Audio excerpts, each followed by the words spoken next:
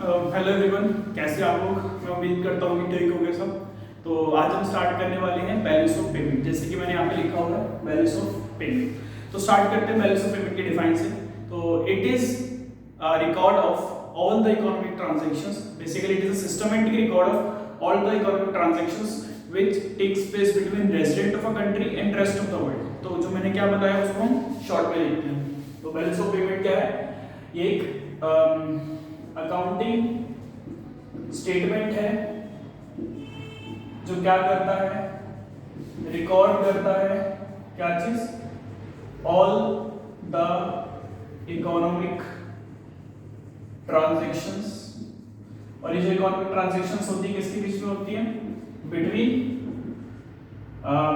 Residents of a country and rest of the world. Resident of a country and rest of the world. तो balance of payment की define क्या है? It is an accounting statement which records all the economic transactions between rest of the world and residents of a country. ठीक है, तो अब आगे start करते हैं, थोड़ा सा स्ट्रक्चर की तरफ चलते हैं। Structure of BOP.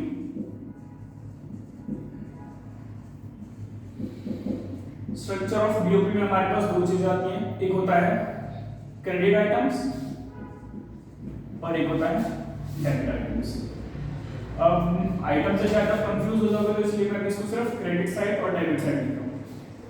ठीक है, क्रेडिट साइड और डेबिट साइड। तो क्रेडिट साइड में क्या आता है, डेबिट साइड में क्या आता है वो देखते हैं। तो जो भी ट्रांजैक्शन से हमारे पास पैसा आ रहा है, यानी कि इनफ्लो हो रहा है, तो अगर इनफ्लो हो रहा है तो वो किस साइड आएगा? क्रेडिट साइड आएगा। अच्छा, इनफ्लो को हम लोग और क्या बोलते हैं? इनफ्लो या फिर सोर्स, दोनों ही सेम चीजें हैं। ये कब होगा? जब इनफ्लो ऑफ मनी होगा तो हमारी आइटम्स क्या हो जाएगी?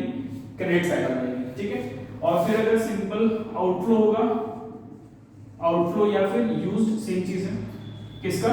मनी का, तो वो किस साइड आ जाएगा? डेबिट साइड आ जाएगा। तो अगर पैसा आ रहा है तो क्रेडिट साइड आएगा और पैसा जा रहा है तो वो डेबिट साइड आएगा। ठीक है, अभी हमारा बीओपी तीन टाइप का होता है। ठीक है, बीओपी जो है तीन तरीके का होता है। एक होता है बैलेंस्ड, फिर होता है deficit, then we have surplus BOP. ठीक है, तो बीओपी बैलेंस्ड कब होगा? जब हमारे रिसिप्ट इक्वल्स टू एक्सपेंडिचर होगी। When we have receipts, total receipts equals to total expenditure, तो हमारा बीओपी क्या हो जाएगा? बैलेंस्ड हो जाएगा। डेफिसिट कब रहेगा? जब खर्चा ज्यादा होगा, तभी बीओपी क्या होगा? डेफिसिट होगा। तो रिसिप्ट हमारी क्या होगी? Receipt will be less than expenditure, और you can see that expenditure is more than receipt, one of the same things. And then we have surplus BOP. Surplus कब होगा? When we have more receipts than the expenditure. ठीक है, तो receipts, let me correct the spellings first.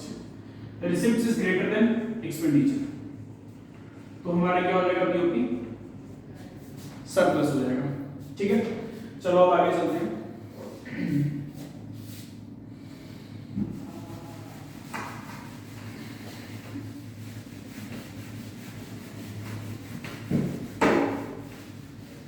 अभी हम पढ़ते हैं components of BOP. ठीक है, next we have components of BOP. Basically, there are two components of BOP. The first one we have is current account,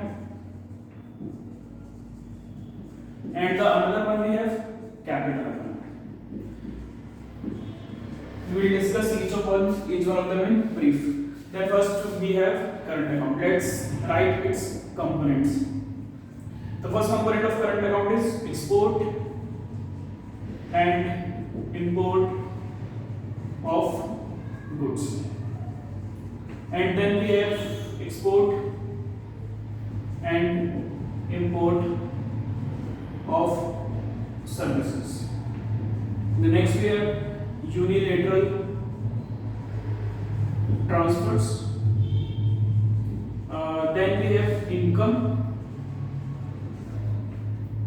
to and from abroad. ठीक है, तो हमारे पास चार कंपोनेंट्स है करंट अकाउंट की। क्या क्या, export and import of goods, export and import of services, unilateral transfers, income to and from abroad. तो यही हमारी करंट अकाउंट की डिफाइन रहेगी कि current account records the economic transactions which include four of these. तो ये define है इसकी।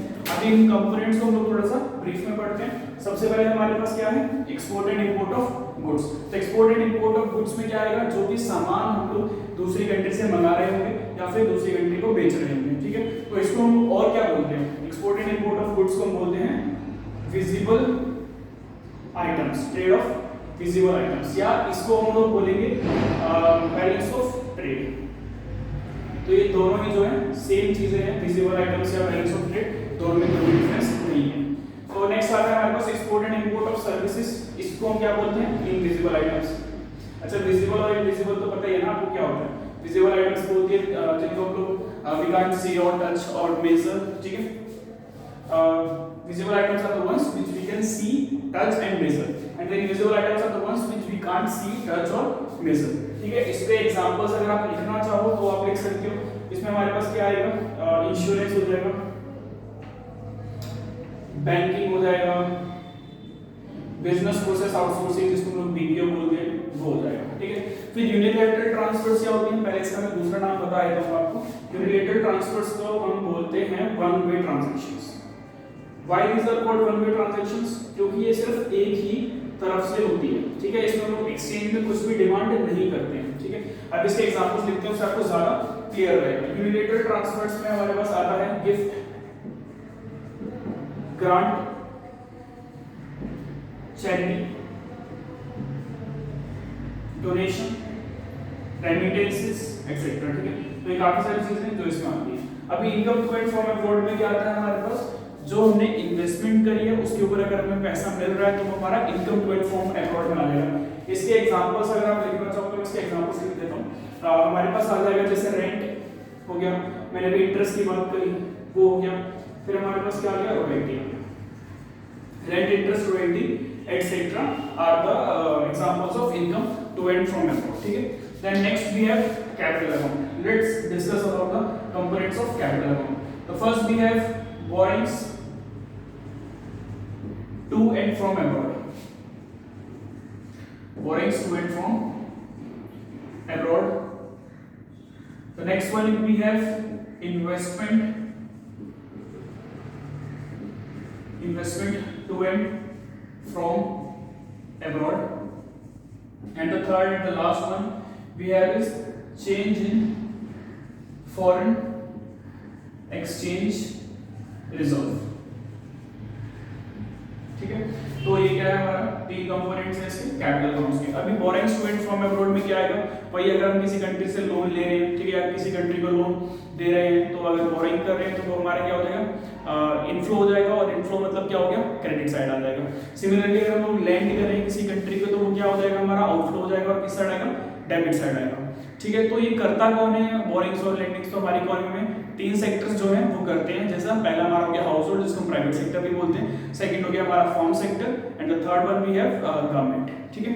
तो अगर पैसा आ रहा है तो क्या वो इनफ्लो, और बेसिकली बोरिंग्स आ रहा है तो इनफ्लो हो जाएगा और क्रेडिट साइड आ जाएगा, और वाइस वर्सा।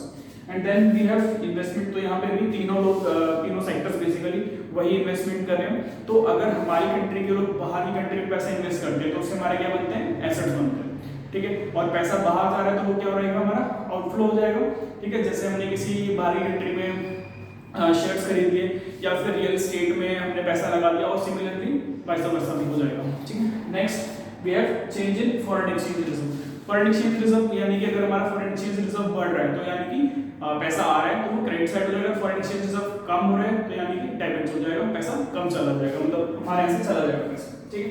तो अब आगे बढ़ते हैं। तो ये तो मैंने आपको समझा दिया। तो करंट अकाउंट के हमारे पास 4 कंपोनेंट्स है, कैपिटल अकाउंट के हमारे पास 3 कंपोनेंट्स है। अभी हमें क्या करना है, इनका डिफरेंस बिटवीन पढ़ते हैं ब्रीफ में, जो आपको काफी हेल्प करेगा, ठीक है। तो मैं रब कर दूं, ठीक है। तो रब करते हैं, रब नहीं करते, हमारे पास जगह है साइड में, तो वहां पे करते हैं, ठीक है, क्योंकि इससे थोड़ी सी हमें हेल्प मिलेगी डिफरेंस बिटवीन करने में। तो we have difference, we need to do the difference between current account and capital account. Okay, तो first it affects current income of the country. तो ये क्या करता है, हमारी कंट्री की करंट इनकम को इफेक्ट करता है। ठीक है, अगर हमने कुछ सामान खरीदा है, ठीक है, या कुछ सामान बेचा है तो उससे हमारे पास पैसा आएगा और जाएगा। ठीक है, तो ये हमारी करंट इनकम को इफेक्ट करता है। इसमें क्या होता है कैपिटल अकाउंट में, it affects basically the transactions which are happening in this affects the capital structure of an country। तो ये हमारी कंट्री का कैपिटल स्ट्रक्चर अफेक्ट करता है।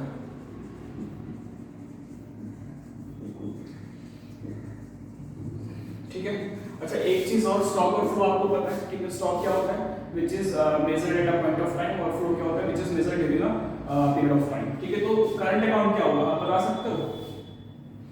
करंट अकाउंट होता है हमारा, it is a flow concept because it is measured during a period of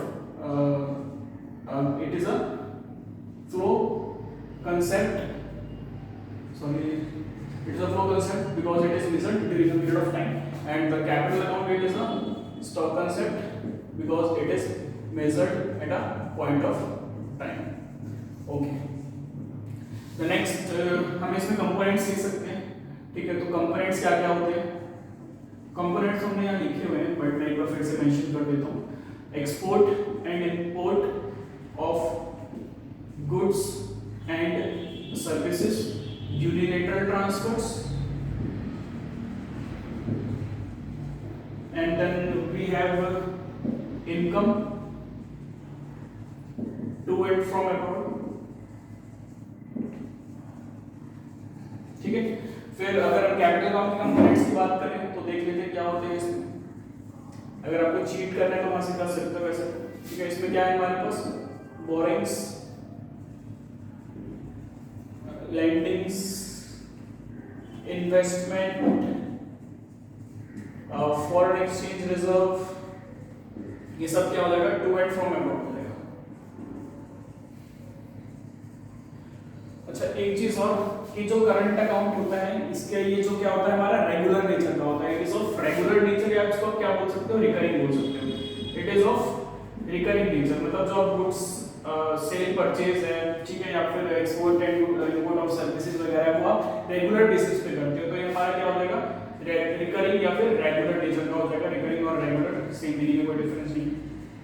और अगर हम कैपिटल अकाउंट की बात करें तो ये जो है हमारा इररिकरिंग नेचर का होता है। इट इज ऑफ इररिकरिंग नेचर, यानी कि आप रोज अपने एसेट्स नहीं बेच रहे हो, रोज किसी कंट्री में इन्वेस्ट नहीं कर रहे हो, ठीक है, ना ही रोज आप बोरिंग्स कर रहे हो, तो वो इसमें जो है काफी टाइम लगता है। तो ये हमारा क्या होता है, इररेगुलर नेचर का होता है।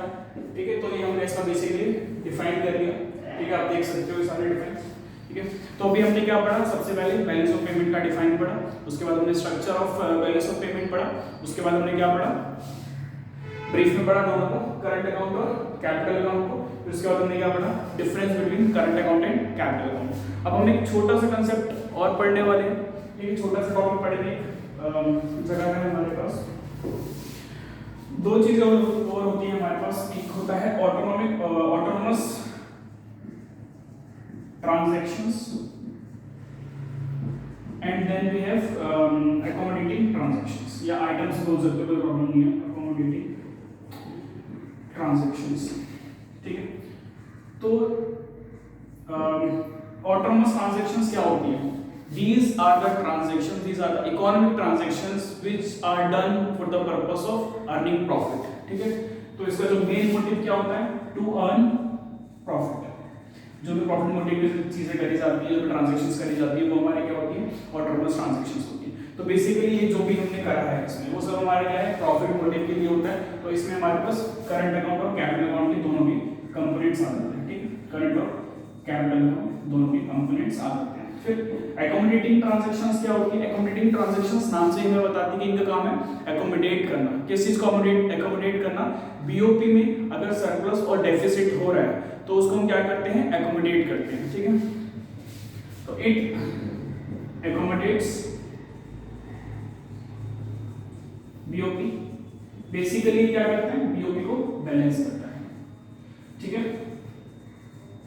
देखो बीओपी के बारे में एक और चीज कि जो बीओपी है वो अकाउंटिंग सेंस में क्या रहता है, डेफिसिट या सरप्लस हो सकता है, लेकिन हम इकोनॉमिक सेंस में उसको हमेशा क्या मानते हैं, बैलेंस बीओपी मानते हैं। तो जो अकोमोडेटिंग आइटम्स है या ट्रांजैक्शंस है उनका काम यही है कि बीओपी अगर सरप्लस है तो भी उसको बैलेंस करेगा, और अगर बीओपी डेफिसिट है तो भी उसको क्या करेगा, बैलेंस करेगा। ठीक है, तो आज के लिए इतना ही काफी है, बाकी हम लोग नेक्स्ट क्लास में पढ़ेंगे। तब तक के लिए टेक केयर।